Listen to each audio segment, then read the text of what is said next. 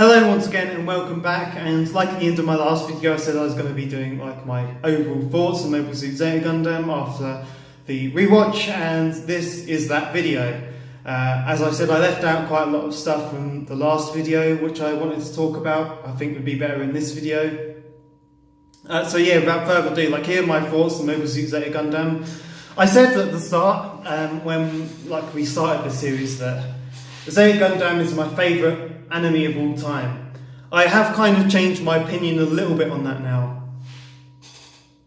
Hold on a moment, I think it's going out of focus. There we go.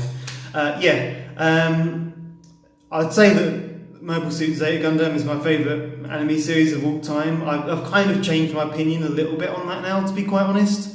I feel that it does have a number of flaws to it. I still really enjoy the series. I still think it's probably my favourite Gundam series. I'd say, in all honesty, in my opinion, I haven't seen the series yet, like I said in one of my previous installments. But I think 0079, at least the movie series, this, and I know people won't agree with me on this, but in my opinion, Victory Gundam, I think those three series in the Gundam franchise, all have equal standing with me now. In my opinion, at this time, after seeing Zeta Gundam again, I don't think it has anything to warrant being higher than those. So I kind of changed my opinion a little bit slightly. So I've kind of changed my mind a little bit on that. So there's certain things in Zeta Gundam which I found weren't so good, which I didn't really realise the last time around when I watched this, because when I watched Zeta Gundam before, I hadn't watched too many anime series by that point, so I'm a lot more better to judge now. And I think the problem with, I'm going to go on the faults of Zeta Gundam first. I think some of the problems with it are, especially in the later segments of Zeta Gundam, in most series, a lot of people say, well, there's too much exposition, there's too much stuff going on where they were talking too much about what's going on and what's happening. I feel that the last few episodes of Zeta Gundam needed more exposition. I don't know what happened in production with Zeta Gundam, because I felt that the exposition all the way through up to the latter stage and parts of Zeta Gundam was perfectly fine.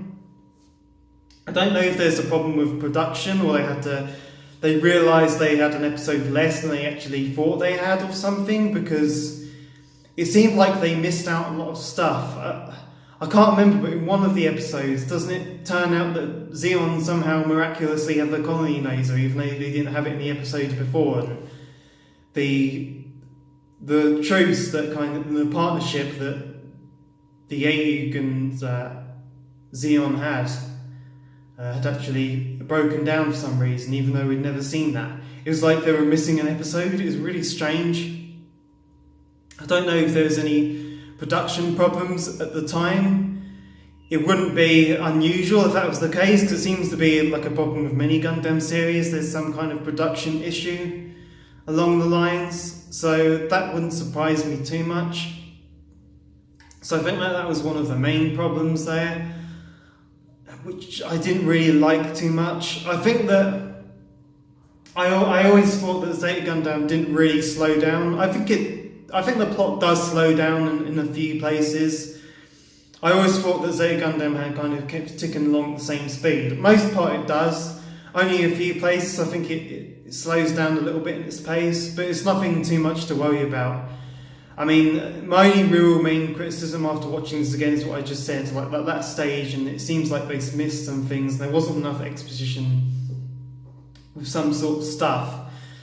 Going into the characters, I thought the characters were really good. They were much different from how they were in the original Gundam series, because I think the white base felt more like a family than I think the crew of the Argama did. The crew of the Argama felt more like a military group, so to speak, than it did on the white base. I don't think, even though the Aeug were not part of the Federation, like in the previous series. They somehow seemed more professional, because in the original they were forced to using these really novice soldiers, weren't they, to pilot the Y base and to serve on it, so to speak. So yeah, it seems like a different feel with the crew this time. Like, I really enjoyed all the characters on the Argama. I think Camille was a really good hero, actually, a really good protagonist of the story. I actually prefer him over Amuro, to be quite honest, because I think that Camille had so much development over the course of the series. He starts out off like a really angst-filled teenager, and then over the course of time he becomes someone who starts to believe in the cause of the AUG, and he starts to become like a really good pilot of the Zeta Gundam. Like, he has the benefit of learning of Char Aznable also, who's there. That's not something which Amuro had the benefit of course, before. And we see him mature a lot over the time as the course of the series goes on. By the end of the series, I think his attitudes have changed again. He kind of becomes sick of what's happening. I think it's interesting, like, the relationship between him and Char, because I think coming up to the end of the series, Camille had bought into like what Char was talking about and what Char believed about new types and the mutual understanding, all that kind of stuff. But I think when Camille has that experience of Haman Khan, where they have that kind of new type link, but Haman kind of rejects it. And I think from that point on, he starts to think differently about things, and he starts to think that like new types are more of like just a thing people are using for war. And he starts to get much more disenfranchised again. He doesn't become the angsty person that he did previously, but he has that dissatisfaction with everything which is going on and about new types in general. And you can see that Char also notices this. And coming back to Char, I think he has like a lot to do in this series. I think Quattro Pagina is my favourite version of Char Aznable. I really loved how he played that like mentor role to Camille throughout the course of the series, and how over the course of time, you get to see more about his intentions and what he wants to do. And when Axis Zeon come into it, like his uncomfortableness having to deal with Haman Khan and with Zeon again after he left them before the events of Zeta Gundam to join the AUG. I think there are so many fascinating moments with Char over the course of this series. I think one of my favourite ones, though, has to be one of the more comedic moments, where one of my favourite moments in the entire series is where Katz gets Amuro's gun, and he ends up pointing at Char, telling him to get in the ship to return to space, trying to force him to do that. And then him and Katz and Char on the shuttle together, aren't they? And Char just very dryly says to him, Katz, you're not going to shoot anything with the safety off. I think that's just such a good line, and that sums up the suaveness of Char's Quattro Pagina persona in Zeta Gundam. And yeah, I just really love his character in this. I mentioned in like the previous video I just did about Haman, and I love how manipulative she is of like the situation, how much like a fascinating character she is. The same goes for Scirocco also, and how he's able to manipulate people and how he's able to pull people into his will. I think he was a very fascinating antagonist. You definitely got a sense of danger from Scirocco, that's for sure. This guy was definitely a massive threat. That he was someone who had very powerful ambitions and was going to do whatever it takes to make them happen.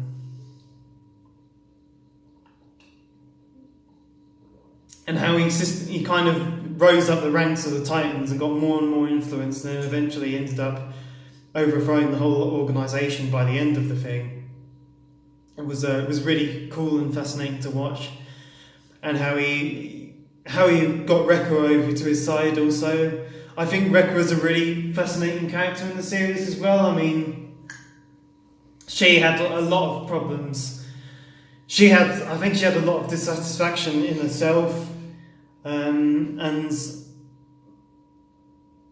I think that being with Shiroko, for some reason, made her feel more appreciated than she was in the Argument, even though she was appreciated on the Argument anyway with the crew of the Ayuk. I think she was missing something. She definitely had some bad things happen in her life, that's for sure. I believe in over the course of the series, I think, I was reading this on Reddit, I was doing reading what other people thought about the episode. They're doing their own rewatch things on there. So I've started reading some of those recently, and they said it's insinuated that Rekko was raped at some point in her life, and that's the reason why she has these problems with herself, because she has these psychological issues from that traumatic event. And allegedly, it's something to do with the Japanese way of discussing that kind of thing. It isn't really. They didn't. In the language used in the series, it's insinuated, but when it came across to the subs, that didn't get put across. But apparently, that is the case in the original Japanese, that you get that insinuation. So that gives us a little bit of background on why Rekko may have took the decisions that she did, which is interesting. She was a really fascinating character, and it was interesting watching her defect and getting pulled into the Titans' way of doing things, and she ended up eventually committing atrocities of her own, and she is a really messed up person. I'm not going to speak any more about her because I've discussed her in a previous episode. Let's talk about Emma Sheen. Emma Sheen was one of my favourite characters in the series. I think she could have done more, to be quite honest. I think she had more to do in the start of the series instead of the end. Well, actually, no, that's not true. I think she had a lot to do in the start of the series, and she came a little bit more prominent at the end, also in the finale.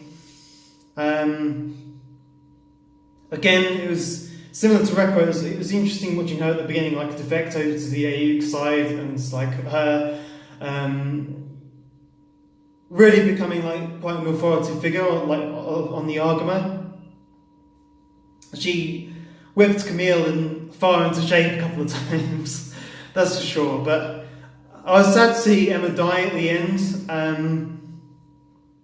I feel she's a character which could have had more of an impact in the coming series, Gundam Double Zeta, having already seen that before.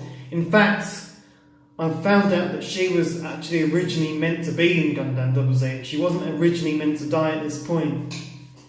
For some reason, I don't know, Tomino just wanted to kill off another character for some reason, and she never made it that far. So I think it's a shame, because I think she would have been a good character having Gundam Double Zeta, which I think people who haven't watched that yet will understand once we get onto that.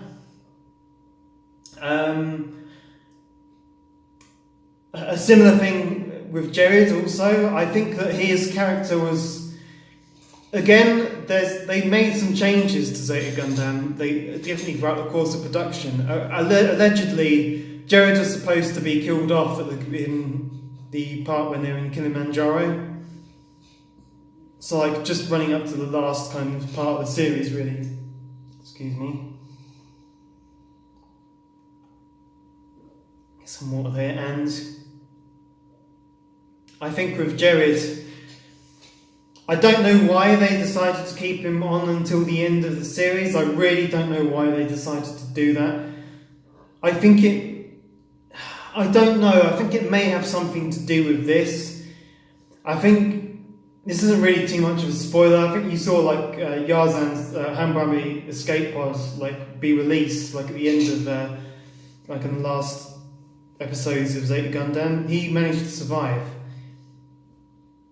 I have reason to believe that originally, from what I've seen online, from looking at these things, allegedly it was supposed to be Jared who survived. He was the one who was supposed to survive into coming into iterations of Gundam, and he was actually supposed to be more prominent later on. He was supposed to reappear again. I guess for whatever reason, I guess things probably went like this. If we put all those facts together, that they originally were going to kill Jared off at Kilimanjaro. They decided not to. They decided to keep him around. So maybe the production of Zeta Gundam and Gundam Double Zeta was really close together. So maybe after they decided to kill him in Kilimanjaro, but decided now let's keep him around with Gundam Double Zeta. But then I think they may have changed their minds for whatever reason. And so they had him, and they found out that the character wasn't really doing much. So they had him killed off again, like in the last couple of episodes. Even though he really didn't do much at all, it was kind of pointless him being there. I think that's probably the reason why Jared only appeared for a split second before getting killed in episode 49 by Camille. There wasn't really much for him to do, but again, like with Emma, I think there probably was more for him to. I think there was more room for that character to have more stuff to do in the coming iterations of the UC timeline. I think it would have been really interesting. So I think that was a shame we never got to see that, because I think there was still more potential there for that character, in my opinion. So I think that was a little bit of a shame. I think I've already mentioned Far in my last video. I think